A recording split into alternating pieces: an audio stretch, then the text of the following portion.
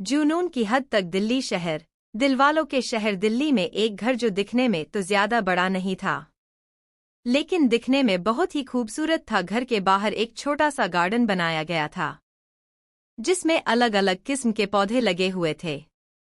देखने से ही पता चल रहा था कि जो भी वहां रहता है, उसको पौधों का बहुत शौक है। चलो भाई आगे चलते हैं।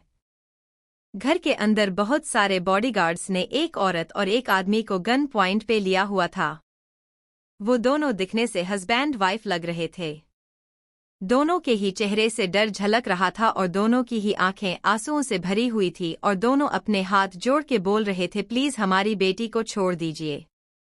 क्या बिगाड़ा है हमने आपका, प्लीज उसे जाने दीजिए, हम ये शहर ही चोद के चले जाएंगे। प्लीज हमें और हमारी बच्ची को जाने दीजिए, हम किसी से कुछ नहीं कहेंगे। वहीं दूसरी ओर उस घर के हाल में एक लड़का जबरदस्ती एक लड़की को अपनी गोद में लिए उसके साथ फेरे लेने लग रहा था। वो लड़की अपने छोटे छोटे हाथों से उसके सीने पे मार रही थी और बोल रही, प्लीज मुझे जाने दीजिए। किस बात का बदला ले रहे हैं आप? क्यों कर रहे हैं आप ये सब? मैं तो आपको जानती भी नहीं। क्यों मेरी जिंदगी बर्बाद कर रहे हैं आप? प्लीज मैं आपके हाथ जोड़ती हूँ, मुझे जाने दीजिए। लेकिन उस लड़की और उन लोगों की बातों से और उनके आंसुओं से उस लड़के को कोई फर्क नहीं पड़ रहा था। फेरे पूरे हो जाते हैं और पंडित जी उनको वापस से बैठ जाने को बोलते हैं। वो लड़का बैठ जाता है और उस लड़की को भी हाथ पकड़ के बैठा देता है। पंडित जी उसे सिंदूर दान के लिए बोलते हैं। वो लड़का थाली से सिंदूर उठा के उसे लड़की की मांग भर देता है और उसके बाद उसे मंगलसूत्र भी पहना देता है।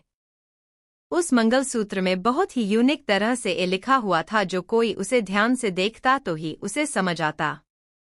वो मंगलसूत्र देखने से ही काफी यूनिक और महंगा लग रहा था। तभी पंडित जी की आवाज आती है, शादी संपन्न हुई, आज से आप पति पत्नी हुई। पंडित जी भी वहां बैठे बैठे हालत खराब हो रही थी। वो तो बस किसी भी तरह से अपनी जान बचा के भाग जाना चाहते थे। तभी उस लड़के को आवाज सबके कानों में पड़ती है, विराज पंडित जी को उनकी दक्षिणा देके विदा करो। तभी एक लड़का आगे आता है जिसके चेहरे पे 440 वोल्ट की स्माइल दिखाई दे रही थी। वो पंडित जी के पास आता है और बोलता है, चलिए पंडित जी आपकी दक्षिणा का वक्त हो गया है, और पंडित जी को लेके घर के बाहर चला जाता है। बाहर आके वो लड़का यानी विराज अपनी जेब से नोटों की गड़ियां निकल के पंडित जी को देते हुए बोलता है, पंडित जी ये लीजिए, आज तो आपने कमाल ही कर दिया। फाइनली मेरे हिटलर दोस्त और खड़ूस बॉस ने शादी का लड्डू खा ही लिया। अब आप जाइए और मौज कीजिए। पंडित भी नोटों की गड़ियां देख के खुश हो जाता है और वहां से चला जाता है। उसके बाद विराज भी अंदर चला जाता है और देखता है तो वो लड़का उस लड़की को हाथ पकड़ के उठाता है और बोलता है, ये रोना धोना बंद करो और जाके अपने माता पिता से मिल लो, क्योंकि आज तुम्हारी शादी हुई है और आज से तुम मिसेस सारा अनुज सिंघानिया बन चुकी हो और अब तुम्हारी विदाई का टाइम हो गया है। वो लड़का यानी अनुज इतना बोल के सारा का हाथ छोड़ देता है। उसके हाथ छोड़ते ही सारा भाग ले अपने पेरेंट्स के पास जाती है और उनके गले लग के जोर जोर से रोने लगती है। सारा की माँ भी उसे कस के गले लगा लेती है और अपने सीने में छुपाने की कोशिश करती है। अब थोड़ा कैरेक्टर के बारे में जान लेते हैं। सारा एक शांत समझदार लड़की, 5'6" हाइट, कोई एक बार देख के ही अपना दिल हार बैठे। अपनी पढ़ाई कंप्लीट करके एक प्राइवेट कंपनी में जॉब करती है। उसकी माँ पारुल और पिता विवेक। उसकी माँ घर को संभालती है और उसके पिता एक क्लर्क का काम करते हैं। सनम का एक छोटा भाई है शान, जो कि अभी अपने कॉलेज ट्रिप पे गया हुआ था। उसने अपनी पढ़ाई के साथ साथ एक छोटी सी कंपनी भी खोल दी थी। अनुज सिंघानिया, सिंघानिया अंपायर का सीईओ। नीली आंखें, 6 पे गैब्स के साथ जनाब 6'3" की हाइट के साथ कहर ढाते हैं, लेकिन मजाल ही कि किसी भी लड़की की तरफ आंख उठा के भी देखे। 27 साल की उम्र में भी जनाब आज तक प्योरली वर्जिन है। विराज बेस्ट फ्रेंड कम भाईजादा, बचपन से ही दोनों साथ है। क्योंकि विराज के पेरेंट्स नहीं है इसलिए वो सिंघानिया हाउस में ही रहता है सबके साथ और सब भी उसे फैमिली मेंबर की तरह ही ट्रीट करते हैं। अनुज की फैमिली में उसकी दादी कावेरी सिंघानिया, उसके पिता अमन सिंघानिया और उसकी मॉम सना सिंघानिया है। उसका एक छोटा भाई है अर्नव सिंघानिया, जो कि अपनी पढ़ाई पूरी करके अपनी लाइफ एंजॉय कर रहा है। अनुज की एक छोटी बहन भी अक्षिता सिंघानिया, जिसको उसकी मॉम में गोद लिया था क्योंकि उनकी कोई बेटी नहीं थी और उन्हें एक बेटी चाहिए थी, इसलिए। चलिए अब आगे बढ़ते हैं। सारा अपनी माँ के गले लग के रोए जा रही थी और उसके पापा उसका सिर सहला रहे थे, लेकिन कुछ बोल नहीं रहे थे क्योंकि शायद अपनी बेटी को आज ना बचा पाने का गिल्ट उनके अंदर भर गया था। तभी अनुज की रौबदार आवाज वहां सुनाई पड़ती है, आपकी बेटी की विदाई का वक्त हो गया है, और जाके सारा को उसकी माँ से अलग करके अपने साथ ले जाने लगता है। सारा के माता पिता अनुज को रोकने की पूरी कोशिश करते हैं, लेकिन वो भी आज बेबस थे। अनुज सारा को गाड़ी में बैठा देता है और फिर खुद एक बार घर के अंदर चला जाता है। थोड़ी देर के बाद अनुज बाहर आता है। उसके आते ही उसका बॉडीगार्ड जियान उसके लिए कार का डोर ओपन करता है और अनुज अंदर बैठ जाता है और उसकी कारों का काफिला अपनी मंजिल की ओर निकल पड़ता है। कार में बिल्कुल शांति पसरी हुई थी, बस सारा के सिसकने की आवाज सुनाई दे रही थी। थोड़ी देर के बाद उसकी कारें एक बड़े से मैंशन के अंदर जाती है। अब तक सारा का सिसकना भी बंद हो गया था, लेकिन रोने की वजह से उसकी आंखें बिल्कुल लाल हो चुकी थी। अनुज ड्राइवर को बाहर जाने को बोलता है। उसके साथ ही जियान, जो कि ड्राइवर के साथ वाली सीट पे बैठा हुआ था, वो भी बाहर चला जाता है। अनुज सारा की ओर देखता है, जो अपनी नजरें झुकाए बैठी थी। अनुज थोड़ा खुद को कंट्रोल करके सारा को थोड़ी सख्त आवाज में बोलता है, ये मेरा घर है, मेरी फैमिली के सामने कोई सीन क्रिएट करने की कोशिश मत करना। अगर मेरी फैमिली को तकलीफ हुई तो याद रखना तुम्हारी भी एक फैमिली है। और अब खुद को ठीक करो और चलो। सारा अनुज की बात मान के चुपचाप कार से बाहर आ जाती है और अपने चेहरे पे एक झूठी मुस्कान के साथ अंदर बढ़ जाती है। अनुज उसका हाथ पकड़ लेता है और उसे अंदर ले जाने लगता है। वो जैसे ही अंदर बढ़ने को होता है कि उसे उसकी दादी की जोरदार आवाज सुनाई पड़ती है, जो बोलती है, खबरदार, जो एक भी कदम आगे बढ़ाया तो मुझसे बुरा कोई नहीं होगा तुम्हारे लिए। दादी की बात सुन के दोनों वहीं रुक जाते हैं। तभी अनुज की मॉम एक सर्वेंट के साथ वहां आती है। उनके फेस पे एक लंबी चौड़ी स्माइल थी। वो उन दोनों के सामने आके खड़ी हो जाती है और उन दोनों की आरती करती है, फिर पूरे विधि विधान से दिया का गृह प्रवेश करवाती है। सारा उनकी सारी बात मान के जो वो कह रही थी सब करे जा रही थी। उसके बाद उन दोनों को लेके पूजा घर में जाती है और उनके हाथों से पूजा करवाती है।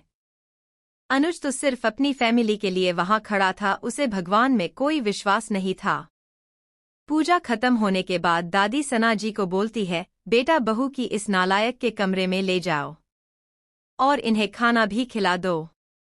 और रही बात इनकी हरकत की, तो इसके बारे में हम कल बात करेंगे। दादी और बाकी सब ने अनुज और सारा से कोई सवाल इसलिए नहीं किया क्योंकि विराज ने पहले सबको सब कुछ बता दिया था, इसलिए सब चुप थे। सना जी सारा को रूम में ले जाती है। वो गुस्से से अपनी मुट्ठी बीच लेता है और रूम में चला जाता है। सारा जल्दी जल्दी भागते हुए रूम में जाती है कि अनुज रूम का डोर बंद करके उसे कमर से पकड़ के दरवाजे से लगा देता है और खुद उसके बिल्कुल पास खड़ा हो जाता है। वो दोनों इतने पास होते हैं कि हवा भी उनके बीच से पास ना हो सके। सारा अनुज के इतने पास होने से सिहर रही थी। वही अनुज के ठंडे हाथ सारा की खुली कमर पे उसकी हालत खराब करने को चल रहे थे। सारा डर से अपनी आंखें कस के बंद कर लेती है। वही अनुज उसे एकटक देखे ही जा रहा था। अब क्या हुआ? अब नहीं करनी तुम्हें चपड़ चपड़। थोड़ी देर पहले तो मेरी बहुत तारीफ कर रही थी, अब तुम्हें डर नहीं लग रहा मुझ जैसे राक्षस से? और तुम्हारी हिम्मत कैसे हुई मुझे धक्का मारने की? सारा की तो सांसें ही उसके गले में अटक गई थी अनुज की बात सुन के। वो उसकी बातों का कोई जवाब नहीं देती है। उसके चेहरे पे पसीने की बूंदें उभर आई थी, जो देख के ना जाने क्यों अनुज के चेहरे पे एक छोटी सी स्माइल आ जाती है। वो अपने हाथों से सारा के चेहरे पे आए हुए बालों को उसके कानों के पीछे कर देता है। अनुज के छूते ही सारा अपनी साड़ी को मुट्ठियों में भर लेती है। सारा के कांपते होठ देख के ना जाने क्यों अनुज अपना कंट्रोल खो रहा था। वो धीरे धीरे सारा के होठों की ओर बढ़ने लगता है, लेकिन फिर अचानक रुक के उससे पूछता है, क्या तुम्हारा कोई बॉयफ्रेंड है? अनुज की बात सुन के सारा ना में सिर हिला देती है, जो देख के अनुज के दिल में हजारों तितलियां उड़ने लगती है। सारा आंखें बंद किए ही बहुत ही मासूम सी शकल बना के बोलती है, प्लीज मुझे जाने दीजिए। जो सुन के अनुज को पता नहीं क्या फील होता है कि वो सारा के आगे से हट जाता है। सारा अनुज के हटते ही भागने को होती है कि अनुज फिर से उसकी कमर पकड़ के खींच लेता है और बहुत ही सेडक्टिव वॉइस में उसके कान में धीरे से बोलता है, आज जाने दे रहा हूँ बीवी, रोज रोज ऐसा नहीं होगा। और इतना बोल के सारा को छोड़ देता है और अपने काम में लग जाता है। वही सारा जल्दी से चेंज करके सोफे पे जाके सो जाती है और खुद को ब्लैंकेट से ऊपर तक कवर कर लेती है। एक बार फिर सारा की हरकतें अनुज के चेहरे पे मुस्कुराहट ला देती है। नेक्स्ट मॉर्निंग अनुज की नींद खुलती है तो सारा रूम में नहीं थी। एक सर्वेंट आके उसे कॉफी दे के चला जाता है। थोड़ी देर में आरव भी जल्दी से रेडी होके नीचे हॉल में जाता है और सबको गुड मॉर्निंग विश करता है। उसके बाद सब लोग नाश्ता करते हैं। सारा आज जल्दी जल्दी नाश्ता कर रही थी। उसको एक के दादी बोलती है, बेटा धीरे धीरे खाओ। दादी की बात सुन के सारा बोलती है, अगर धीरे धीरे खाऊंगी दादी तो लेट हो जाऊंगी। बेटा आप लेट नहीं होंगे, अनुज आपको ऑफिस छोड़ देगा। दादी की बात सुन के सारा का खाना ही गले में अटक जाता है। उसकी आंखों के सामने कल रात का सीन आ जाता है और वो जोर से चिखते हुए बोलती है, नहीं दादी बिल्कुल नहीं, मैं खुद चली जाएंगी। इनफैक्ट मैं चली ही जाती हूँ। और जल्दी से सबको बाय बोल के उनकी बात सुने बिना ही भाग जाते हैं। वही अनुज की आंखें छोटी हो जाती है। वो गुस्से से बोलता है, इस लड़की की प्रॉब्लम क्या है? लेकिन कोई बात नहीं बीवी, बताता हूँ आज तुम्हें। तो मैं आज तुम्हें झटका नहीं दिया तो तुम मेरी बीवी नहीं और मैं तुम्हारा हैंडसम हब्बी नहीं। और एक डेविल स्माइल करता है। वही बाकी सब उसे घूर के देख रहे थे। अनुज सबकी ओर देख के बोलता है, प्लीज आप सब मुझे ऐसे मत देखिए, मैंने कुछ नहीं किया है। और हाँ गुड बाय, मुझे ऑफिस के लिए देर हो रही है। और इतना बोल के वो भी निकल जाता है। वही दूसरी ओर सारा अपने ऑफिस पहुंचती है कि तभी उसे किसी के डांटने की आवाज सुनाई पड़ती है, अब क्या करने आई है तू यहाँ? पीछे 2 दिन से तो तुझे बिल्कुल याद नहीं आई मेरी। यह तक कि मैडम आप तो इतनी बिजी है कि आपके पास तो मेरा फोन उठाने की भी फुर्सत नहीं है। अरे यार अब बस भी कर, और कितना डांटेगी यार प्रिया मुझे एक बार बोलने का मौका तो से, मैं तुझे सब एक्सप्लेन करती हूँ। ये है प्रिया, सारा की इकलौती दोस्त। थोड़ी मुनहफट है लेकिन दिल की बिल्कुल साफ। खूबसूरती में सारा को टक्कर देती है लेकिन थोड़ी कमी रह जाती है। ऊपर से मैडम को गुस्सा नाक पे ही रहता है। अगर कोई सारा को कुछ कह दे तो ये उसका सिर भी फोड़ देती है। ऐसी है इन दोनों की दोस्ती। सारा प्रिया के सामने कान पकड़ के खड़ी और जाती है और बोलती है कि मैं तुझे सब बताऊंगी मेरी जान, पर अभी मुझे माफ कर दे और थोड़ा वक्त तो दे सब एक्सप्लेन करने का। और अभी न हम अंदर चलते हैं क्योंकि मैं ऑलरेडी 2 दिन की छुट्टी पे थी और अगर आज भी लेट हुई तो पता नहीं बॉस क्या करेगा। सारा की बात सुन के प्रिया की हंसी छूट जाती है और वो बोलती है, कुछ नहीं कर पाएगा वो तेरा आशिक समीर मित्तल, क्योंकि हमारी ये कंपनी किसी ने खरीद ली है और अब उससे तेरा पीछा भी छूट जाएगा मेरी जान। मैं 2 दिन नहीं आई और इतना सब हो गया, चल अब अंदर चलते हैं, देखे तो कौन है नया बॉस। फिर प्रिया और सारा दोनों ही अंदर चले जाते हैं। सारा अपनी डेस्क पे होती है कि तभी वहां दिग्विजय मित्तल, समीर मित्तल के पापा आ जाते हैं।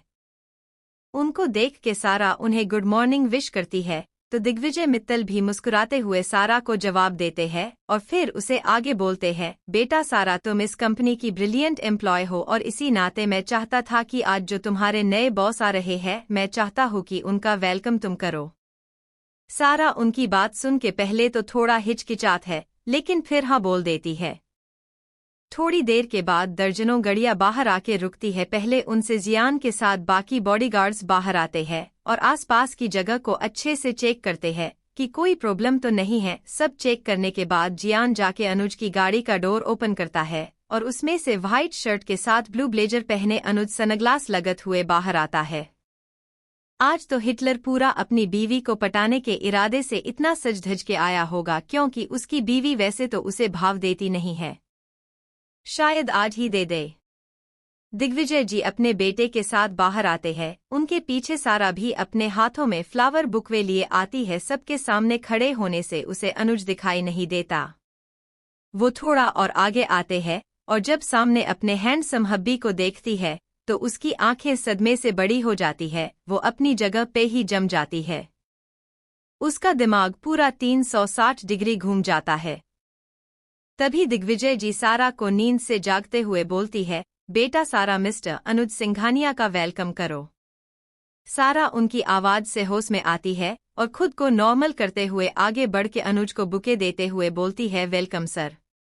ये सब बोलते हुए सारा की नजरें झुकी हुई थी। उसे बहुत घबराहट हो रही थी। यही सारा की हालत देख के अनुज को बहुत मजा आ रहा था। अनुज और बाकी सब अंदर बढ़ जाते हैं। वही सारा खुद को नॉर्मल करने के लिए वॉशरूम जाती है और अपना मुंह धो के थोड़ी देर में खुद को नॉर्मल करके बाहर आती है। तब तक अनुज ने सभी एम्प्लॉय को कॉन्फ्रेंस रूम में आने का ऑर्डर दे दिया था।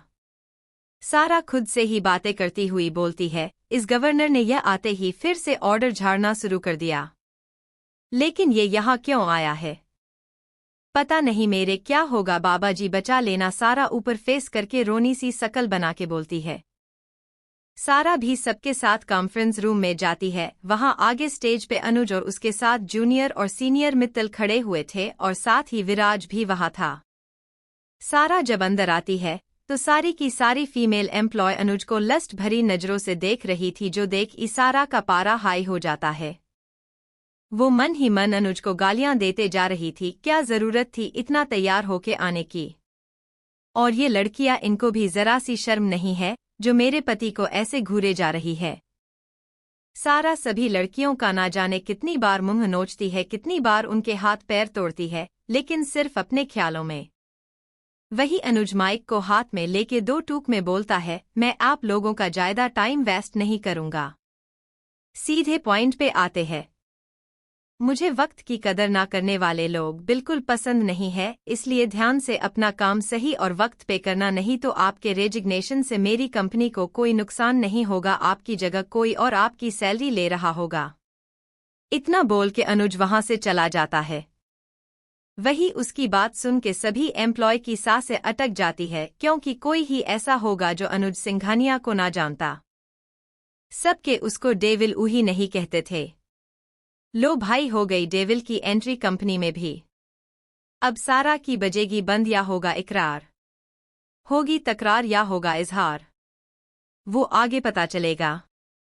अनुज अपनी बात खत्म करके अपने केबिन में चला जाता है। वही बाकी सब अपने अपने काम में लग जाते हैं। वही सारा का ध्यान बार बार अनुज की ओर ही जा रहा था। उसने ये केपनी क्यों खरीदी, ये सोच सोच के ही उसका दिमाग खराब हो रहा था। उसकी तो सोच सोच के ही हालत खराब हो रही थी कि पता नहीं अनुज अब यह उसके साथ क्या करेगा, पता नहीं वो क्यों आया है यहाँ। फिर ऊपर फैस करके रोनी सी शकल बना के बोलती है, बाबा जी मेरे साथ ही ऐसा क्यों होता है? उस राक्षस से बचने के लिए तो कंपनी में आई थी और ये यहाँ भी आ गया। मैंने ऐसे कौन से पाप करे थे प्रभु जो ये हिटलर मेरे नसीब में लिखा था? वैसे कुछ भी कहो, है बड़ा हैंडसम है ना बाबा जी। और इसको किसने कहा था इतना हैंडसम बैंक आने को? और ये लड़कियां भी पता नहीं कैसी है, किसी और को ताड़े जाती है। किसी और के पति कल घूरना गलत बात होती है। अब इनको कौन समझाए? जब इनको पता चले कि ये हिटलर मेरा है तो क्या गुजरेगी इन सब के दिल पे। दिल की बात से याद आया, मुझे तो प्रिया को सब बताना है, पर मैं उसे कुछ नहीं बता सकती। जिस तरह से हम दोनों की शादी हुई है वो तो बॉम्ब ब्लास्ट जैसा है, वो तो जाके उस राक्षस पे फट जाएगी। नहीं नहीं, मैं उसे कुछ भी नहीं बताऊंगी, कुछ और बहाना बना दूंगी। थोड़ी देर के बाद लंच टाइम पे सब लोग खाने के लिए कैंटीन में होते हैं। प्रिया और सारा भी अपनी जगह पे बैठ जाती है। प्रिया बिना कुछ बोले सारा को घूरने लगती है।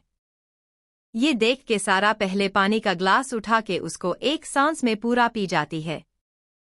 फिर थोड़ा डरते हुए बोलना शुरू करती है, वो क्या है ना कि माँ की थोड़ी तबीयत खराब हो गई थी तो मुझे उनके पास रुकना पड़ा। फिर मेरी हो गई इसलिए मैं नहीं आ पाई और मेरा फ़ोन वो खराब हो गया था इसलिए मैं तेरा कॉल कैसे लेती। सारा की बात सुन के प्रिया उसे अपनी एक आईब्रो उठा के पूछती है, आगरा इस बास्ट में जरा भी झूठ हुआ मेरी जान मैं तेरी टांगे तोड़ दूंगी। तभी पीछे से किसी लड़के की आवाज़ आती है, किसकी टांगे तोड़ने की बात हो रही है। उसकी आवाज़ सुन के प्रिया और सारा पीछे मुड़ के देखते हैं तो एक लड़का अपनी पैंट की पॉकेट में हाथ डाले उनको मुस्कुराते हुए देख रहा था। तभी प्रिया सारा को आंख मारते हुए बोलती है, ले आ गया तेरा आशिक। ये सुन के सारा उसे घूर के देखने लगती है। अहो भाग्य हमारे जो शिवम बाबू पधारे, प्रिया उस लड़के को टोंट मारते हुए बोलती है। तो शिवम उन दोनों के पास आ जाता है और एक चेयर खींच के वो भी बैठ जाता है और बोलता है, क्यों तुम्हें मेरी इतनी याद रही थी, मुझे इतना मिस कर रही थी जो तुझसे रहा नहीं गया। शिवम भी उसी टोन में प्रिया को जवाब देता है। वही सारा इन सब से अलग अपने ही ख्यालों में गुम थी। शिवम की बात का जवाब देते हुए प्रिया बोलती है, मेरे इतने भी बुरे दिन नहीं आए जो मैं तुम जैसे लोगों को याद करके अपना टाइम वेस्ट करूं। शिवम को उसकी बात सुन के गुस्सा आने लगता है। वो भी उसे गुस्से से बोलता है, क्या मतलब है तुम्हारा तुम जैसे लोगों से। और थोड़ी देर में उनके बीच वर्ल्ड वॉर 3 शुरू हो जाता है। वही सारा इन सब से बेखबर अपनी ही सोच में गुम थी, जैसे उसे उन दोनों की आवाज़ सुनाई ही नहीं दे रही थी। थोड़ी देर बाद उसका ध्यान किसी चीज़ के टूटे जाने से टूटता है। सारा अपनी नज़रें उठा के देखती है तो प्रिया ने गुस्से से कॉफ़ी मग तोड़ दिया था। वही शिवम ने एक प्लेट उठा रखी थी फेंकने के लिए। सारा जल्दी से जाती है और उनके बीच में जाके खड़ी हो जाती है और जोर से दोनों को वार्निंग देते हुए बोलती है, अब अगर तुम दोनों ने एक और वर्ड अपने मुंह से निकला तो मैं तुम दोनों से ही दोस्ती तोड़ लूंगी। सारा की धमकी सुन के दोनों ही चुप हो जाते हैं। तभी लंच ब्रेक खत्म हो जाता है और सारा कैंटीन वाले को सब चीज़ों का बिल पे करके उन दोनों को वहां से ले जाने लगती है कि अचानक उसका पैर टूटे हुए मग के टुकड़े पे पैर रख देती है। सारा का बैलेंस बिगड़ जाता है और वो गिरने को होती है कि शिवम जल्दी से उसकी कमर पकड़ के उसे संभाल लेता है। शिवान तो सारा की गहरी काली आंखों में खो जाता है। वही सारा उसके छूने से थोड़ी अनकंफर्टेबल हो जाती है। वो जल्दी से शिवान से दूर होके खड़ी हो जाती है और उसे थैंक यू बोल के वहां से चली जाती है। उसके साथ ही प्रिया भी चली जाती है। वही उनके जाने के बाद शिवम अपने हाथ को किस करते हुए बोलता है, जाने किलोबाइट समझोगी सारा तुम मेरे दिल का हाल। और वो भी अपने बालों में हाथ फेरता हुआ निकल जाता है। वही कोई और भी था वहां जो ये सीन देख के लाल पीला हो रहा था। जी ये और कोई नहीं हमारी सारा के पति देव ही है जो विराज के साथ वहां से गुजर रहे थे, लेकिन गलत टाइम पे गुजरे जनाब। अब जाने क्या होगा हमारी प्यारी सारा का। अनुज विराज को बोलता है, वो दोनों आज के बाद अगर मुझे साथ दिखाई दिए तो तुम जिंदगी भर वर्जन ही रहोगे। विराज की आंखें अनुज की बात सुन के चौड़ी हो जाती है। वो थोड़ा हक लाते हुए बोलता है, नहीं ऐसा नहीं होगा, गलती से भी नहीं होगा, मैं उसे भाभी के पास गलती से भी नहीं आने दूंगा। और इतना बोल के वो अनुज के केबिन से निकल जाता है। ऐसे ही पूरा दिन निकल जाता है। शाम के वक्त सारा कंपनी से बाहर आती है तो उसके सामने एक लिमिटेड एडिशन की कार आके खड़ी हो जाती है। सारा कार के अंदर देखने की कोशिश करती है पर उसे कुछ भी दिखाई नहीं देता। तभी कार का मिरर नीचे होता है और अनुज उसमें से सारा को ऑर्डर देते हुए बोलता है, अंदर बैठो। सारा आसपास देखते हुए जल्दी से अंदर बैठ जाती है। अनुज कार को फुल स्पीड में वहां से लेके निकल जाता है। घर में एकदम शांति छाई हुई थी, कोई कुछ नहीं बोलता है। अनुज को बार बार शिवम का सारा को छूना याद आ रहा था। वो गुस्से से पागल हो रहा था। वो कार को फुल स्पीड से चला रहा था। वही सारा की हालत खराब हो रही थी। वो अनुज को कुछ बोल भी नहीं पा रही थी। वो मन ही मन ऊपर वाले को याद किए जा रही थी और बोल रही थी, हम आपके पास आ रहे हैं बाबा जी। अनुज और भी ज्यादा स्पीड को बढ़ा देता है। वही सारा कस के अपनी आंखें बंद कर लेती है। थोड़ी देर के बाद सारा को लगता है कि जैसे कार चल ही ना रही हो। उसे लगता है कि कहीं वो यमराज के पास तो नहीं पहुंच गई। वो अपनी रोनी सी शकल बना के आंखें खोल के देखती है तो वो लोग घर आ चुके थे। घर देख के सारा चैन के सांस लेती है और खुशी से कार से निकल के अंदर जाने लगती है कि तभी अनुज उसका हाथ पकड़ के उसे खींचते हुए अंदर ले जाने लगता है। सारा चुपचाप उसके साथ चली जा रही थी क्योंकि उसे पता था कि अगर उसने कुछ किया तो उसके लिए ही अच्छा नहीं होगा। अनुज सारा की अपने रूम में ले जाता है और उसके बाद बाथरूम में ले जाके उसे शावर के नीचे खड़ा कर देता है और शावर ऑन कर देता है। सारा को कुछ समझ नहीं आता कि अनुज उसके साथ ऐसा क्यों कर रहा है कि अचानक ही अनुज उसके कमर पे अपने हाथ ले जाता है और उसे खुद से चिपका लेता है। सारा उसके छूने से सिहर रही थी। वो थोड़ा डरते हुए उससे बोलती है, क्या कर रहे हो तुम? अनुज की पकड़ उसकी बात सुन के और भी कस जाती है। अब सारा के हाथ उसके सीने पे आ जाते हैं। अनुज अपने हाथ सारा की कमर पे चलन लगता है जैसे वहां कुछ लगा हो और वो उसे साफ कर रहा हो। फिर गुस्से से दांत पिसते हुए बोलता है, आज के बाद अगर मैंने तुम्हें किसी और लड़के के आसपास भी देखा तो मुझसे बुरा और कोई नहीं होगा। एक बात तुम मेरी जान खोल के सुन लो, तुम मेरी हो और जो मेरा है उसे किसी के साथ शेयर करना मुझे बिल्कुल भी पसंद नहीं है। उसके बाद सारा को पकड़ देता है। अब अनुज के हाथ उसके पेट पे थे। वो अपनी पकड़ कस देता है और सारा के बालों को एक साइड कर देता है और उसके बाद अपने होठों को उसकी गर्दन से कंधे तक रब करने लगता है। सारा की पकड़ अनुज के हाथों पे कस जाती है। उसे तो समझ ही नहीं आ रहा था कि उसके साथ हो क्या रहा है। अनुज उसे फिर से पलट देता है और वॉल से लगा के उसके होठों पे टूट पड़ता है। सारा को ऐसा लग रहा था जैसे वो अपना सारा गुस्सा उस पे उतर रहा हो। काफी देर के बाद जब अनुज का गुस्सा ठंडा हो जाता है तो वो सारा को छोड़ देता है और फिर आगे बोलता है, मेरी बात को नजरअंदाज करने की कोशिश बिल्कुल मत करना, वरना पनिशमेंट के लिए रेडी होना। अभी तो सिर्फ तुम्हारे होठों पे मैंने अपना नाम लिखा है, अगर आगे से ऐसा कुछ भी हुआ तो तुम्हारे जिस्म के हर हिस्से पे मेरा नाम होगा, याद रखना। और इतना बोल के वो बाथरूम से बाहर चला जाता है। थोड़ी देर में सारा भी खुद को नॉर्मल करके बाहर आ जाती है और चेंज करके किचन में जाके खाना बनाने लगती है। थोड़ी देर के बाद सब लोग डिनर करते हैं और दादी और सना जी सारा से उसके पूरे दिन के बारे में उगती है। उसके बाद वो भी अपने रूम में चली जाती है। वही सारा भी रूम में जाती है और बिना अनुज की ओर देखे चुपचाप जाके सो जाती है। अनुज तो बोल रहा था कि उसको सारा से कोई मतलब नहीं और अब शिवम ने थोड़ा हाथ क्या लगाया, उसके अंदर का पति जाग गया। वाह देखो भाई, शुरू तो हो गई इनकी कहानी, आगे क्या होगा देखते हैं। मैं जानती हूँ उसे वो पूरा ही टेढ़ा है, नालायक, थोड़ा गुस्से वाला है। लेकिन उसे गुस्सा तभी आता है जब कोई गलती करता है, लेकिन गुस्से में वो पूरा यमराज बन जाता है। अपनी फैमिली से बहुत प्यार करता है और अब तुम भी इसी फैमिली का हिस्सा हो। अभी उसने तुमसे किस वजह से शादी की है ये भी मैं जानती हूँ और मैं चाहती हूँ कि ये शादी प्यार में बदले। वो बचपन से ही अकेला रहा है, इसलिए उसको अपना प्यार किसी को जाहिर करना नहीं आता। अब तुम्हें ही उसको संभालना है। बोलो बेटा, करोगे ना मेरे पोता को पूरा आप? उसे खुश रहना सिखाओगे ना?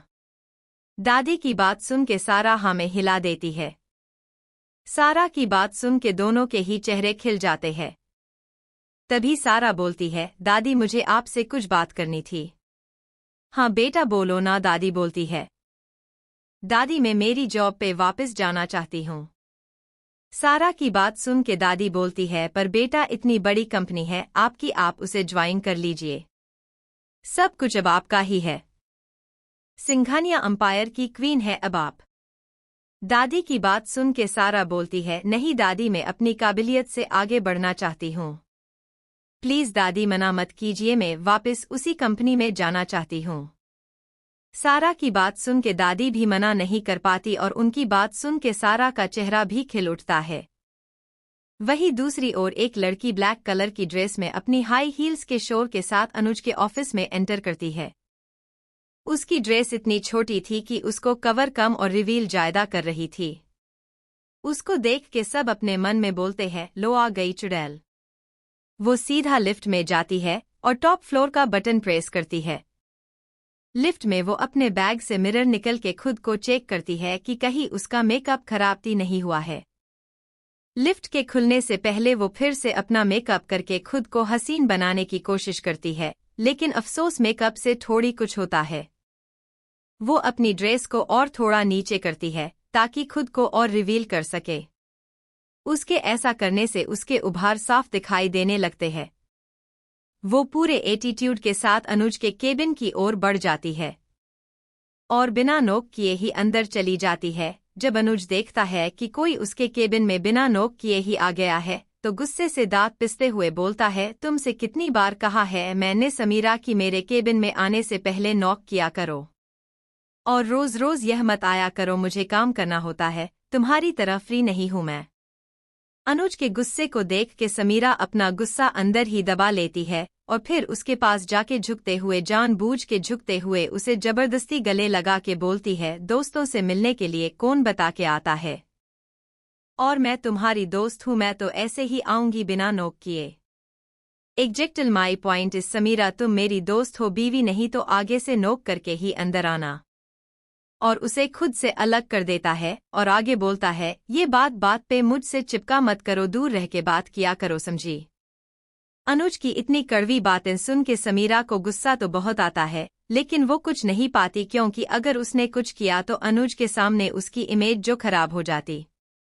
समीरा गुस्से से अपने डांट पिसते हुए अपने मन में बोलती है, बीवी तो तुम्हारी मैं ही बनूंगी, तुम बस देखती जाओ। अनुज, फिर तुम्हारी ये सारी अकड़ न निकाल के रख दी तो मेरा नाम भी समीरा खन्ना नहीं। तभी केबिन का डोर फिर से खुलता है और विराज अंदर आता है। विराज को देख के अनुज एक चैन की सांस लेता है क्योंकि उसे समीरा की प्रेजेंस बिल्कुल पसंद नहीं थी। वो सिर्फ उसे इस वजह से झेलता था क्योंकि वो उसके डैड के दोस्त की बेटी थी।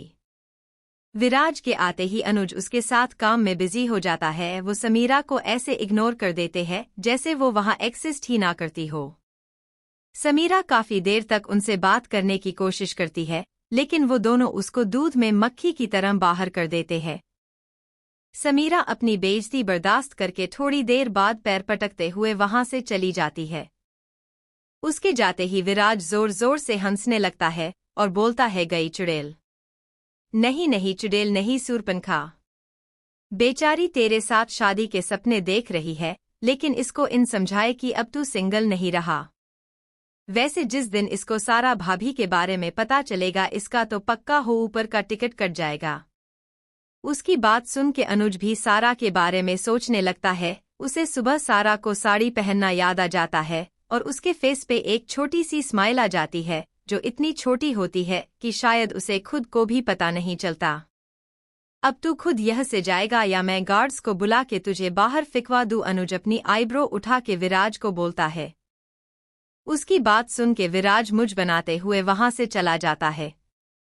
उसके जाने के बाद अनुज फिर से अपने काम में लग जाता है। रात को विराज और अनुज घर आते हैं और अपने अपने रूम में फ्रेश होने चला जाते हैं।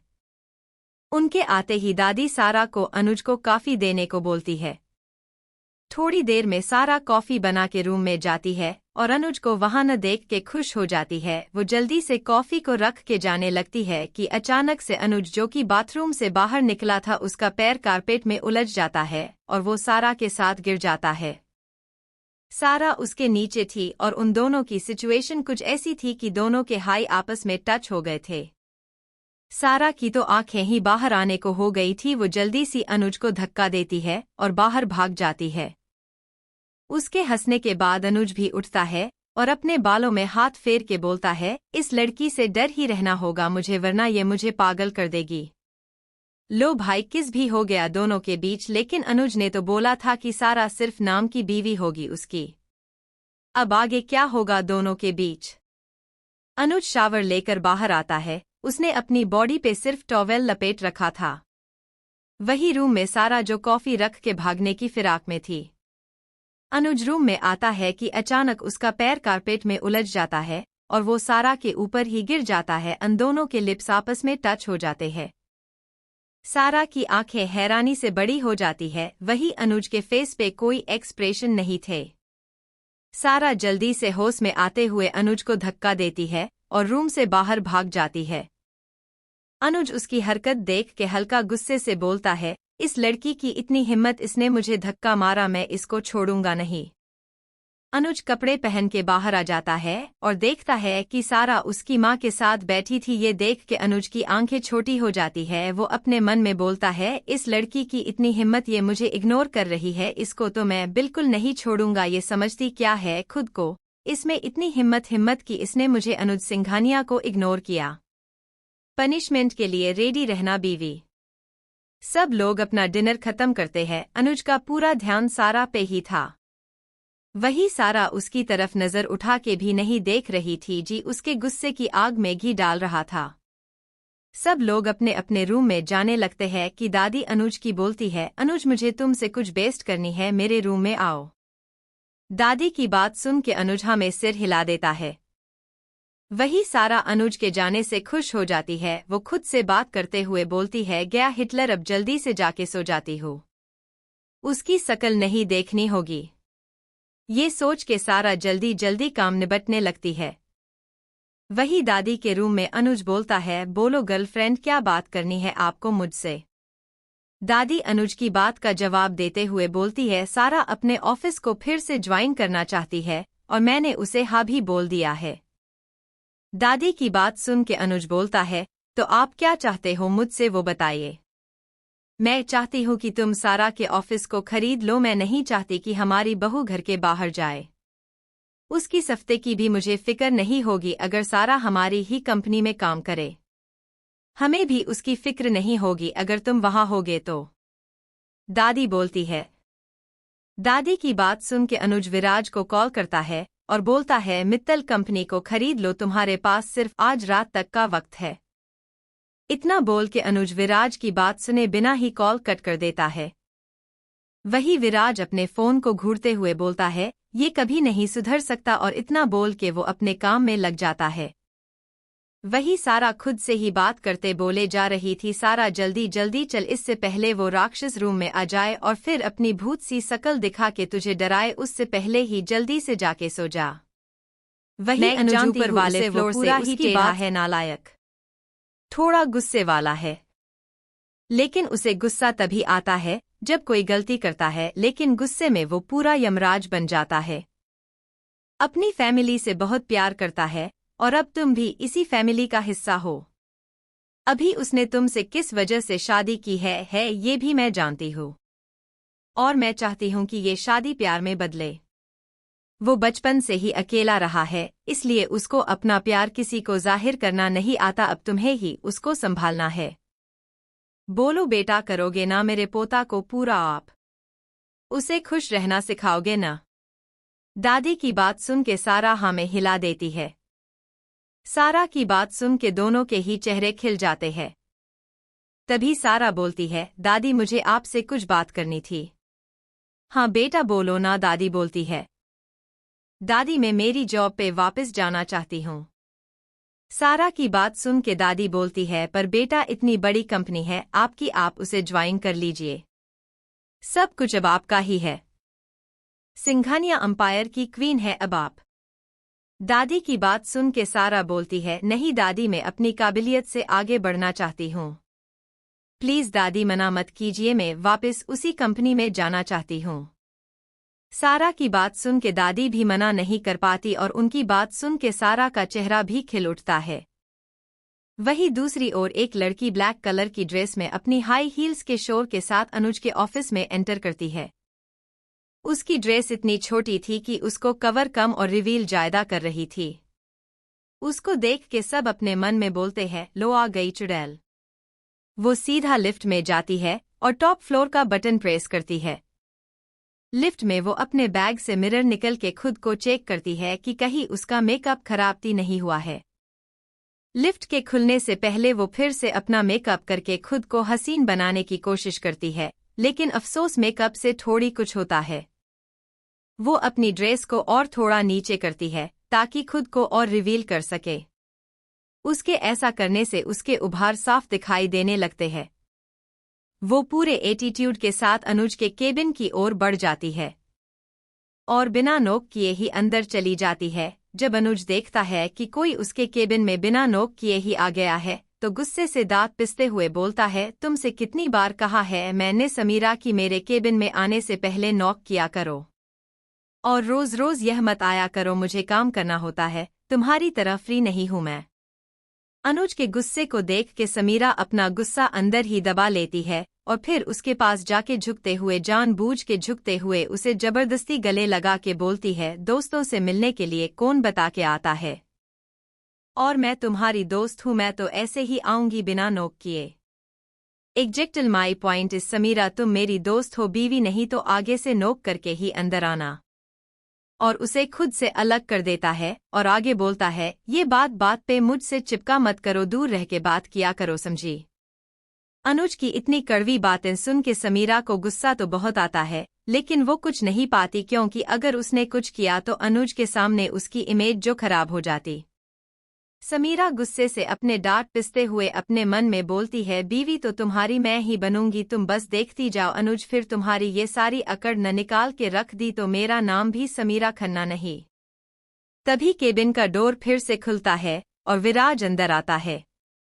विराज को देख के अनुज एक चैन की सांस लेता है, क्योंकि उसे समीरा की प्रेजेंस बिल्कुल पसंद नहीं थी। वो सिर्फ उसे इस वजह से झेलता था क्योंकि वो उसके डैड के दोस्त की बेटी थी। विराज के आते ही अनुज उसके साथ काम में बिजी हो जाता है। वो समीरा को ऐसे इग्नोर कर देते हैं जैसे वो वहां एक्सिस्ट ही ना करती हो।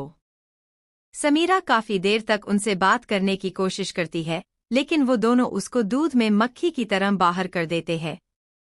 समीरा अपनी बेइज्जती बर्दाश्त करके थोड़ी देर बाद पैर पटकते हुए वहां से चली जाती है। उसके जाते ही विराज जोर जोर से हंसने लगता है और बोलता है, गई चुड़ैल। नहीं नहीं चुड़ैल नहीं, सूरपंखा। बेचारी तेरे साथ शादी के सपने देख रही है, लेकिन इसको इन समझाए कि अब तू सिंगल नहीं रहा। वैसे जिस दिन इसको सारा भाभी के बारे में पता चलेगा, इसका तो पक्का हो ऊपर का टिकट कट जाएगा। उसकी बात सुन के अनुज भी सारा के बारे में सोचने लगता है। उसे सुबह सारा को साड़ी पहनना याद आ जाता है और उसके फेस पे एक छोटी सी स्माइल आ जाती है, जो इतनी छोटी होती है कि शायद उसे खुद को भी पता नहीं चलता। अब तू खुद यह से जाएगा या मैं गार्ड्स को बुला के तुझे बाहर फिकवा दूं, अनुज अपनी आईब्रो उठा के विराज को बोलता है। उसकी बात सुन के विराज मुझ बनाते हुए वहां से चला जाता है। उसके जाने के बाद अनुज फिर से अपने काम में लग जाता है। रात को विराज और अनुज घर आते हैं और अपने अपने रूम में फ्रेश होने चला जाते हैं। उनके आते ही दादी सारा को अनुज को कॉफी देने को बोलती है। थोड़ी देर में सारा कॉफी बना के रूम में जाती है और अनुज को वहां न देख के खुश हो जाती है। वो जल्दी से कॉफी को रख के जाने लगती है कि अचानक से अनुज, जो कि बाथरूम से बाहर निकला था, उसका पैर कारपेट में उलझ जाता है और वो सारा के साथ गिर जाता है। सारा उसके नीचे थी और उन दोनों की सिचुएशन कुछ ऐसी थी कि दोनों के हाई आपस में टच हो गए थे। सारा की तो आंखें ही बाहर आने को हो गई थी। वो जल्दी सी अनुज को धक्का देती है और बाहर भाग जाती है। उसके हंसने के बाद अनुज भी उठता है और अपने बालों में हाथ फेर के बोलता है, इस लड़की से डर ही रहना होगा मुझे, वरना ये मुझे पागल कर देगी। लो भाई, किस भी हो गया दोनों के बीच, लेकिन अनुज ने तो बोला था कि सारा सिर्फ नाम की बीवी होगी उसकी। अब आगे क्या होगा दोनों के बीच। अनुज शावर लेकर बाहर आता है। उसने अपनी बॉडी पे सिर्फ टॉवेल लपेट रखा था। वही रूम में सारा, जो कॉफी रख के भागने की फिराक में थी। अनुज रूम में आता है कि अचानक उसका पैर कारपेट में उलझ जाता है और वो सारा के ऊपर ही गिर जाता है। उन दोनों के लिप्स आपस में टच हो जाते हैं। सारा की आंखें हैरानी से बड़ी हो जाती है। वही अनुज के फेस पे कोई एक्सप्रेशन नहीं थे। सारा जल्दी से होश में आते हुए अनुज को धक्का देती है और रूम से बाहर भाग जाती है। अनुज उसकी हरकत देख के हल्का गुस्से से बोलता है, इस लड़की की इतनी हिम्मत, इसने मुझे धक्का मारा, मैं इसको छोड़ूंगा नहीं। अनुज कपड़े पहन के बाहर आ जाता है और देखता है कि सारा उसकी माँ के साथ बैठी थी। ये देख के अनुज की आंखें छोटी हो जाती है। वो अपने मन में बोलता है, इस लड़की की इतनी हिम्मत, ये मुझे इग्नोर कर रही है, इसको तो मैं बिल्कुल नहीं छोड़ूंगा। ये समझती क्या है खुद को, इसमें इतनी हिम्मत की इसने मुझे, अनुज सिंघानिया को इग्नोर किया। पनिशमेंट के लिए रेडी रहना बीवी। सब लोग अपना डिनर खत्म करते हैं। अनुज का पूरा ध्यान सारा पे ही था। वही सारा उसकी तरफ नजर उठा के भी नहीं देख रही थी जी उसके गुस्से की आग में घी डाल रहा था। सब लोग अपने अपने रूम में जाने लगते हैं कि दादी अनुज की बोलती है, अनुज मुझे तुमसे कुछ बेस्ट करनी है, मेरे रूम में आओ। दादी की बात सुन के अनुज हाँ में सिर हिला देता है। वही सारा अनुज के जाने से खुश हो जाती है। वो खुद से बात करते हुए बोलती है, गया हिटलर, अब जल्दी से जाके सो जाती हूँ, उसकी शकल नहीं देखनी होगी। ये सोच के सारा जल्दी जल्दी काम निबटने लगती है। वही दादी के रूम में अनुज बोलता है, बोलो गर्लफ्रेंड, क्या बात करनी है आपको मुझसे। दादी अनुज की बात का जवाब देते हुए बोलती है, सारा अपने ऑफिस को फिर से ज्वाइन करना चाहती है और मैंने उसे हाँ भी बोल दिया है। दादी की बात सुन के अनुज बोलता है, तो आप क्या चाहते हो मुझसे वो बताइए। मैं चाहती हूँ कि तुम सारा के ऑफिस को खरीद लो। मैं नहीं चाहती कि हमारी बहू घर के बाहर जाए। उसकी सफ्ते की भी मुझे फिक्र नहीं होगी अगर सारा हमारी ही कंपनी में काम करे। हमें भी उसकी फिक्र नहीं होगी अगर तुम वहां होगे तो। दादी बोलती है। दादी की बात सुन के अनुज विराज को कॉल करता है और बोलता है, मित्तल कंपनी को खरीद लो, तुम्हारे पास सिर्फ आज रात तक का वक्त है। इतना बोल के अनुज विराज की बात सुने बिना ही कॉल कट कर देता है। वही विराज अपने फोन को घूरते हुए बोलता है, ये कभी नहीं सुधर सकता, और इतना बोल के वो अपने काम में लग जाता है। वही सारा खुद से ही बात करते बोले जा रही थी, सारा जल्दी जल्दी चल, इससे पहले वो राक्षस रूम में आ जाए और फिर अपनी भूत सी शकल दिखा के तुझे डराए, उससे पहले ही जल्दी से जाके सो जा। वही अनुज ऊपर वाले फ्लोर से उसकी बात सुन के लाल पीला हो रहा था। लेकिन रूम के अंदर जाते ही सारा की आंखें बड़ी बड़ी हो जाती है, क्योंकि पूरे रूम को बहुत अच्छे से डेकोरेट किया गया था। सना सारा को बेड पे बैठा देती है और प्यार से उसके सिर पे हाथ फेर के बोलती है, बेटा मुझे नहीं पता कि आप दोनों ने इस तरह से शादी क्यों की। बस मैं इतना ही जानती हूँ कि अब आप इस घर की बहू है, मेरी बेटी है, और मैं मेरी बेटी का तहे दिल से शुक्रिया करती हूँ मेरी जिंदगी में आने के लिए, मेरे बेटे की लाइफ में आने के लिए। अभी आपको मेरी बातें समझ नहीं आएगी, धीरे धीरे आप सब समझ जाएंगे। अब आप आराम कर लीजिए, हम कल बात करेंगे। मैं आपके लिए कपड़े और खाना भिजवाती हूँ, और अगर वो नालायक रात को तुम्हें ज्यादा परेशान करे तो बस मुझे आवाज दे देना। सना जी की बात सुन के सारा की आंखें फिर से भर आती है और वो उनके गले लग के रोने लगती है और बोलती है, आज मुझे एक और माँ मिल गई, थैंक यू माँ। उसके बाद सना जी सारा के सिर पे हाथ फेर के वहां से चली जाती है और उनके जाते ही सारा अपने घुटनों में मुंह दबा के रोने लगती है। वो काफी देर तक रोती रहती है। तभी उसे किसी के आने की आहट होती है और वो अपने आंसू पूंछ लेती है। सारा नजरें उठा के देखती है तो सामने अनुज कुछ कपड़े लेके खड़ा था और उसके साथ ही एक सर्वेंट भी खाना लेके आता हुआ था। सर्वेंट खाना रख के वहां से चला जाता है और अनुज रूम का डोर बंद करके सारा की ओर बढ़ जाता है। सारा की डर के मारे हालत खराब हो रही थी। पता नहीं अनुज उसके साथ अब क्या करेगा। सारा के डर को पहचान के अनुज के फेस पे एक डेविल स्माइल आ जाती है। वो सारा की तरफ वो पैकेट बढ़ा देता है और बोलता है, जाओ जाकर चेंज कर लो। सारा जल्दी से कपड़े लेकर भाग जाती है। उसकी हड़बड़ाहट देख के अनुज के फेस पे एक स्माइल आ जाती है, लेकिन जल्दी ही चली भी जाती है। सारा चेंज करके बाहर आती है तो अनुज उसे खाने को बोलता है। खाना देख के सारा उस पे टूट पड़ती है, क्योंकि उसने शुभ से कुछ नहीं खाया था। थोड़ी देर में दोनों का ही खाना फिनिश हो जाता है तो अनुज उसकी ओर देख के बोलता है, तुम्हें मुझसे डरने की कोई जरूरत नहीं है, क्योंकि मुझे तुम में कोई इंटरेस्ट नहीं है। तुम सिर्फ नाम की बीवी रहोगी मेरी। इस घर की बहू के सारे फर्ज अदा करोगी, क्योंकि मैंने ये शादी सिर्फ अपनी फैमिली के लिए की है। तुम्हें तुम्हारी जरूरत का सारा सामान मिल जाया करेगा, लेकिन मुझसे कोई उम्मीद मत रखना। और खबरदार, जो मेरी फैमिली को इस रिश्ते के सच के बारे में जरा भी पता चला तो मुझसे बुरा और कोई नहीं होगा। और इतना बोल के अनुज भी चेंज करने चला जाता है। वही सारा वही बुद्ध बनी बैठी रहती है। उसकी आंखों से फिर आंसू बह जाते हैं। उसके मन में ढेरों सवाल थे जिनका जवाब सिर्फ अनुज के पास था, जो शायद उसे बताने वाला ही नहीं मिल जाया करेगा। लेकिन मुझसे कोई उम्मीद मत रखना, और खबरदार, जो मेरी फैमिली को इस रिश्ते के सच के बारे में जरा भी पता चला तो मुझसे बुरा और कोई नहीं होगा। और इतना बोल के सारा भी चेंज करने चला जाता है। वही सारा वही बुद्ध बनी बैठी रहती है। उसकी आंखों से फिर आंसू बह जाते हैं। उसके मन में ढेरों सवाल थे जिनका जवाब सिर्फ अनुज के पास था, जो शायद उसे बताने वाला ही नहीं। सारा अनुज की बात सुन के बुद्ध बनी खड़ी रह जाती है। उसकी आंखों से आंसू बह निकलते हैं। तभी उसे दूर ओपन होने की आवाज आती है और वो अपने आंसू पोंछ के बालकनी में चली जाती है। सारा चांद को देखने लगती है। तभी अनुज उसके पास आके खड़ा हो जाता है और वो भी चांद को देखने लगता है। दोनों के बीच खामोशी छाई हुई थी। दोनों ही एक दूसरे से बात नहीं कर रहे थे, लेकिन कुछ अनकहे जज्बात दोनों के ही बीच उमड़ रहे थे। काफी देर तक दोनों ही ऐसे खड़े रहते हैं। आखिर में उस खामोशी को तोड़ते हुए अनुज बोलता है, रात काफी हो गई है, हमें सो जाना चाहिए। तुम बेड पे सो जाना, मैं सोफे पे सो जाऊंगा। दोनों अंदर आ जाते हैं और आरव एक ब्लैंकेट और पिलो लेके सोफे की ओर बढ़ जाता है। वही सारा उसको ऊपर से नीचे देखने लगती है।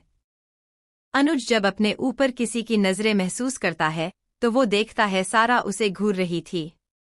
अनुज अपनी एक आईब्रो उठा के उसे से पूछता है, ऐसे क्या देख रहे हो? सारा उसके पास आती है और अपने दोनों हाथ कमर पे रख के बोलती है, तुमने अपना साइज देखा है? क्या मतलब तुम्हारा? अनुज थोड़ा गुस्से से उसके पास जाते हुए पूछता है। सारा उसके पास आने से थोड़ा डर जाती है, लेकिन अपने डर को उसके सामने जाहिर नहीं करती और बोलती है, तुम क्यों बेचारे इस छोटे से सोफे की जान लेना चाहते हो? तुम इतने लंबे चौड़े तार जैसे इंसान अगर इस नाजुक सी जान पे सोवोगे तो इसका तो कल सुबह पोस्टमार्टम हो जाएगा। सारा की बात सुन के अनुज उसे घूरने लगता है तो सारा जल्दी से उसके हाथ से पिलो और ब्लैंकेट लेके सोफे पे लेट जाती है और उस ब्लैंकेट से खुद को पूरा कवर कर लेती है और बोलती है, लाइट्स ऑफ मत करना, मुझे अंधेरे में डर लगता है। अभी तो मुझे इतना सुना रही थी और अब इसको अंधेरे से डर लगता है। अभी बताता हूँ। अनुज सारी लाइट्स ऑफ करके सो जाता है। अंधेरा देख के सारा की हालत खराब होने लगती है। वो खुद से ही बातें करती हुई बोलती है, ये राक्षस तो मेरी जान लेना चाहता है। बजरंगी भैया, अब आप ही मुझे बचा सकते हो।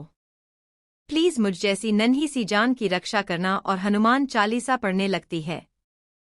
सारा बोल तो धीरे ही रही थी, लेकिन उसकी सारी बातें अनुज को सुनाई पड़ रही थी। वो भी उसकी हरकतें देख के खुद को स्माइल करने से रोक नहीं पाता। थोड़ी ही देर में दोनों ही नींद के आगोश में चले जाते हैं। अगली सुबह दोनों की नींद डोर के खटकने की आवाज से खुलती है। सारा की नींद खुल जाती है और वो जल्दी से अपना पिलो और ब्लैंकेट छुपा देती है। तब तक अनुज भी उठ गया था और वो जाके डोर ओपन करता है तो सामने सना जी खड़ी हुई थी। सना जी अंदर आती है और सारा के सामने खड़ी हो जाती है। सारा उनको गुड मॉर्निंग विश करती है। सना जी सारा को एक बैग देते हुए बोलती है, बेटा इसमें आपके कपड़े हैं, आज आप ये पहन लीजिए। फिर दिन में डिजाइनर को बुला के आपके लिए और कपड़े मंगवा दूंगी। सारा हाँ में अपना सिर हिला देती है। सारा कपड़े लेके नहाने के लिए चली जाती है।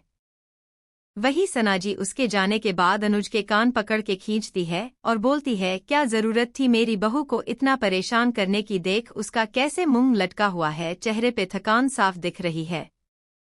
उनकी बात सुन के अनुज अपना कान छुड़ाते हुए बोलता है, मॉम मैंने कुछ नहीं किया है, वो तो जगह नई है उसके लिए, तो उसको थोड़ी नींद कम आई इसलिए ऐसा है। और वैसे मॉम मैं आपका बेटा हूँ और आपने उसके आते ही पार्टी बदल ली। अनुज मेरी बात ध्यान से सुनो बेटा, मैंने उस बच्ची की आंखों में मासूमियत देखी है, सच्चाई दिल्ली है, उसका ध्यान रखना, कभी उसका साथ मत छोड़ना। अब से वो तुम्हारी जिम्मेदारी है। मुझे नहीं पता कि तुम दोनों की शादी की वजह क्या है, लेकिन एक बात याद रखना, अगर वो तुमसे प्यार करती है न तो पूरी दुनिया में तुझे उससे ज्यादा प्यार कोई भी कर पाएगा। वो एक अनमोल हीरा है, उसे संभाल के रखियो हमेशा। उनकी बात सुन के अनुज हाँ में सर हिला देता है। सना जी वहां से चली जाती है अनुज को सोचते हुए छोड़ के। अनुज काफी देर तक सारा के बाहर आने का वेट करता है, लेकिन काफी देर हो जाने पे भी सारा चेंजिंग रूम से बाहर नहीं आती तो अनुज जाके डोर नॉक करता है और पूछता है, तुम्हें पूरा दिन अंदर ही रहना है तो बाद में चली जाना, मैं तुम्हारी तरह फ्री नहीं हूँ, मुझे भी रेडी होना है, बाहर आओ। उसकी बातों को सुन के सारा को हल्का गुस्सा आ जाता है और वो थोड़ा सा डोर ओपन करके अपना मुंह बाहर निकल के बोलती है, तुम्हें जरा सा भी पेशेंस नहीं है क्या? फिर बच्चों सा फेस बना के बोलती है, एक तो मुझसे ये साड़ी पहनी नहीं जा रही, ऊपर से तुम भी मुझे दात रहे हो। उसकी बात सुन के अनुज अपने मन में सोचता है, कैसी लड़की है, कितनी जल्दी रंग बदल लिया। फिर अपने ख्यालों को झटक के सारा से बोलता है, बाहर आओ, मैं हेल्प करता हूँ। उसकी बात सुन के सारा हंसते हुए बोलती है, तुम मजाक कर रहे हो ना, तुम्हें साड़ी पहननी भी आती है, मुझे लड़की हो के नहीं पहननी आती, तुम्हें आएगी। अनुज को उसकी बात सुन के गुस्सा आ जाता है और वो डोर को ओपन करके सारा की कमर में हाथ डाल के उसको बाहर खींच लेता है और फिर सारा को दीवार से लगा के उसके बिल्कुल पास खड़ा हो जाता है और बोलता है, तुमने मुझे समझ क्या रखा है? सारा की हालत तो उसके छूने से ही खराब हो गई थी, ऊपर से अनुज के इतने पास होने से उसकी धड़कन रोलर कोस्टर बन गई थी। उसके चेहरे पे पसीने की बूंदें उभर आई थी, वो कस के अपनी आंखें बंद कर लेती है। ये देख के अनुज के चेहरे पे एक छोटी सी स्माइल आ जाती है। वो धीरे धीरे अपने हाथों को सारा के कमर पे ले जाता है, अनुज के छूते ही सारा को पकड़ उसकी टी शर्ट पे कस जाती है। ये देख के अनुज की स्माइल और बड़ी हो जाती है। वो धीरे धीरे अपने हाथों से सारा की साड़ी की प्लेट्स लगता है और उसके अंडरस्कर्ट के अंदर डाल देता है। अनुज की हरकत से सारा को हालत और खराब हो जाती है और वो उसका धक्का देके जल्दी से चेंजिंग रूम में भाग जाती है और दूर बंद कर लेती है। अनुज का फोन रिंग करता है और वो फोन लेके बालकनी में चला जाता है। अनुज के जाते ही सारा बाहर आती है और रेडी होके जल्दी से रूम से बाहर चली जाती है। थोड़ी देर में अनुज भी अपना कॉल कट करके बाथरूम में चला जाता है और रेडी होके वो भी नीचे हॉल में चला जाता है। वो नीचे जाते ही जल्दी से बोलता है, मॉम जल्दी से नाश्ता लगवा दीजिए, मुझे ऑफिस के लिए देर हो रही है। तभी उसके कानों में अमन जी की आवाज पड़ती है, जो बोल रहे थे, खुद की बीवी आ गई ना, अब मेरी बीवी का पीछा छोड़ दे। उनकी बात सुन के अनुज अपनी एक आईब्रो उठा के बोलता है, ओह तो अब आपको जलन हो रही है डैड, क्योंकि मॉम मुझसे ज्यादा प्यार करती है। तभी वो थोड़ा जोर से बोलता है, मनोज फायर ब्रिगेड को कॉल करो जरा, किसी को आग लगी हुई है। उसकी बात सुन के उसके डैड उसे गुस्से से घूरने लगते हैं और बोलते हैं, थोड़ी तो शर्म कर ले नालायक। डैड आप ही तो बोलते हो, जिसने की शर्म उसके फूटे कर्म। अमन जी कुछ बोल पाते कि तभी उन दोनों को सना जी की आवाज सुनाई पड़ती है, जो बोल रही थी, आप दोनों लड़ना बंद कीजिए। और अनुज, तुम आज मेरी बहू को पहली रसोई है तो आज का नाश्ता तुम्हें थोड़ी देर में मिलेगा, अब चुपचाप से दोनों बाप बेटे बैठ जाइए, नहीं तो मुझसे बुरा और कोई नहीं होगा। दोनों उनकी धमकी सुन के हाल में लगे सोफे पे बैठ जाते हैं। वही दादी उनकी नोक-झोंक को न्यूज़पेपर के पीछे से काफी एंजॉय कर रही थी। थोड़ी देर में एक सर्वेंट आके बोलता है, मैम नाश्ता रेडी हो गया है। उसकी बात सुन के सब लोग डाइनिंग टेबल की ओर चले जाते हैं और नाश्ते को देख के सबकी आंखें बड़ी हो जाती है, क्योंकि सारा ने सबकी पसंद का नाश्ता बनाया था, वो भी इतने कम टाइम में। सब अपनी अपनी जगह ले लेते हैं तो सारा सबको सर्व करने लगती है तो दादी उसे बोलती है, बेटा घर में इतने सारे सर्वेंट है, वो सर्व कर देंगे, आप हमारे साथ नाश्ता कीजिए। दादी की बात सुन के सारा भी सना जी के पास बैठ जाती है। वो एक नज़र भी अनुज की ओर नहीं देखती, क्योंकि साड़ी वाले इंसिडेंट्स के बाद सारा की बिल्कुल हिम्मत नहीं हो रही थी उसकी ओर देखने की। अनुज भी ये बात नोटिस कर रहा था, लेकिन वो कुछ नहीं कहता। तभी सबके कानों में विराज की आवाज सुनाई पड़ती है, गुड मॉर्निंग एवरीवन, लेकिन वो आगे बोलता बोलता रुक जाता है जब वो अनुज को वहां बैठे देखता है। फिर उसके पास जाके उसके माथे को छूते हुए बोलता है, दादी हिटलर को फीवर तो है नहीं, फिर इसको हुआ क्या है जो ये इस वक्त तक घर में रुका हुआ है? उसकी बात सुन के सब लोग मुझ दबाए हंसने लगते हैं। वही अनुज अपनी लाल आंखों से उसे घूरने लगता है और बोलता है, क्या तुम चाहते हो कि मैं तुम्हें जेरी के साथ ट्रिप पीआर भेज दूं? जेरी का नाम सुन के विराज की हालत खराब हो जाती है और वो पप्पी फेस बना के बोलता है, भाई मैं तेरा छोटा सा नन्हा मुन्ना हूँ, तू क्यों मेरी बलि चढ़ाना चाहता है? क्या तुझे मुझसे अब बिल्कुल भी प्यार नहीं रहा क्या, जो मेरे साथ इतना बुरा करना चाहता है तू? उसकी नौटंकी देख के सबकी हंसी छूट जाती है। वही सारा सोचने लगती है कि ये जेरी है कौन। उन दोनों की थोड़ी देर यही मस्ती चलती है, फिर सबका नाश्ता हो जाता है तो सब लोग खाने की बहुत तारीफ करते हैं। सब लोग सारा को कुछ न कुछ गिफ्ट देते हैं। लास्ट में सब लोग अनुज की ओर देखने लगते हैं, जैसे बोल रहे हो तुम भी कुछ गिफ्ट दो। अनुज सबकी बात समझ के बोलता है, मुझे ऐसा कुछ पता नहीं था, मैं शाम को गिफ्ट ले आऊंगा। उसकी बात सुन के दादी भी टपक से बोलती है, बेटा सिर्फ तुम्हें हमारी बहुरानी को गिफ्ट नहीं देना है, हमें भी देना है। दादी की बात सुन के अनुज बोलता है, गर्लफ्रेंड आप बता दीजिए आपको क्या चाहिए, मैं ले आऊंगा। दादी उसकी बात सुन के बोलती है, बेटा हमें एक छोटा अनुज या फिर एक छोटी सारा चाहिए, वो भी 1 महीने के अंदर। दादी की बात सुन के सारा जो कि पानी पी रही थी उसके मुंह से सारा पानी बाहर आ जाता है। तभी अनुज बात को संभालते हुए बोलता है, दादी इतनी भी क्या जल्दी है, अभी तो हम ही बच्चे हैं, 1-2 साल में कर लेंगे प्लानिंग। वैसे भी बेबी को हम ऑनलाइन तो ऑर्डर कर नहीं सकते कि कैश ऑन डिलीवरी कर दे। अनुज की बात सुन के दादी थोड़ा गुस्से से बोलती है, सुन बे खोते ते पुत्र, जिस तरह से तूने जो ये बुढ़ापे में शादी की है न, अगर उतनी देर तूने मेरी पोता बहू का पैर भारी करने में की ना, तो तू हमेशा के लिए अपना सामान जेरी के रूम में शिफ्ट कर लिया। इतना बोल के दादी भी वहां से चली जाती है और उनके साथ बाकी सब भी। बस अब वहां सारा और अनुज रह जाते हैं। सारा अब भी अनुज को नहीं देख रही थी। अनुज का पारा ये देख के हाई हुआ जा रहा था। उसे न जाने क्यों गुस्सा आ रहा था सारा के उसकी ओर न देखने से, और जोर से विराज को आवाज देता है, विराज गाड़ी निकालो, और जल्दी से बाहर निकल जाता है। उसके जाने के बाद सारा भी चैन की सांस लेती है और खुद से ही बोलती है, ये आदमी तो कितनी जल्दी रंग बदलता है, पल में शहद और पल में एनाकोंडा बन जाता है, क्या होगा मेरा इसके साथ। दादी की बात सुन के अनुज अपने ऑफिस के लिए निकल जाता है। उसकी कार जैसे ही सिंघानिया अंपायर की बिल्डिंग के बाहर रुकती है, जियान जल्दी से कार से बाहर आता है और अनुज के साइड का डोर ओपन करता है। अनुज अपने कोट के बटन लगता हुआ बाहर आता है और अंदर की ओर बढ़ जाता है।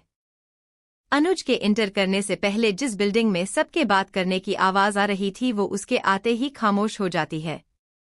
सब लोग उसे गुड मॉर्निंग विश करते हैं, लेकिन वो जनाब सिर्फ सिर हिला के जवाब देता है और अंदर बढ़ जाता है। उसको देख के सबकी हालत खराब हो चुकी थी, क्योंकि हर दिन वो किसी न किसी को फायर कर ही देता था। उसे अपने काम में बिल्कुल भी गलती पसंद नहीं थी। ऑफिस में सब लोग उससे डरते थे, कोई उसके फ्लोर पे जाने की हिम्मत नहीं करता था। अगर किसी को कुछ काम होता था तो वो विराज को बोलते थे। लड़कियों को तो उसके फ्लोर पे जाने की परमिशन ही भी थी। वो सिर्फ दूर से ही अपने प्रिंस चार्मी को देख सकती थी। उसका देख के सबके मुंह से सिर्फ एक ही बात निकलती थी, वाओ काश वो मेरा बॉयफ्रेंड होता। लेकिन अफसोस वो सिर्फ दूर से ही उसे निहार सकती थी, उसके पास नहीं जा सकती थी। अनुज अपने केबिन में आता है और अपने काम में लग जाता है।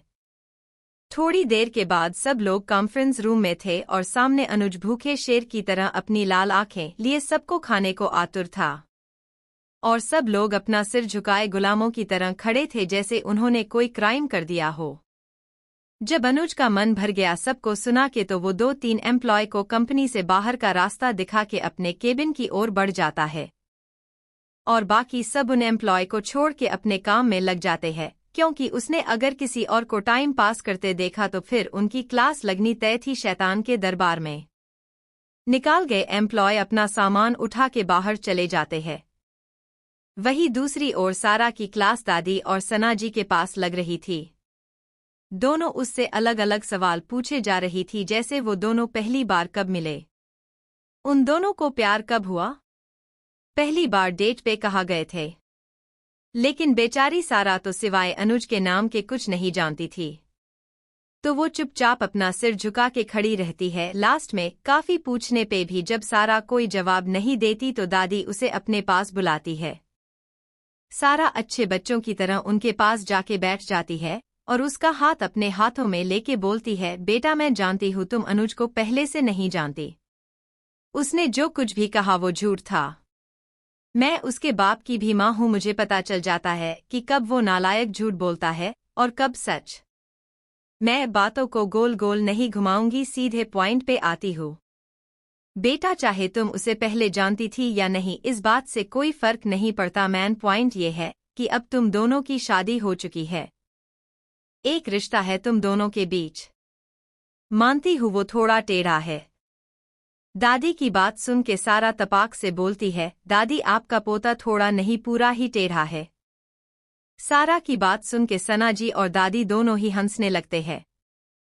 वही जब सारा को रियलाइज होता है कि उसने क्या बोला तो वो अपना सिर झुका के बोलती है, सॉरी। उसकी बात सुन के दादी बोलती है, बेटा तुम्हें सॉरी बोलने की जरूरत नहीं है।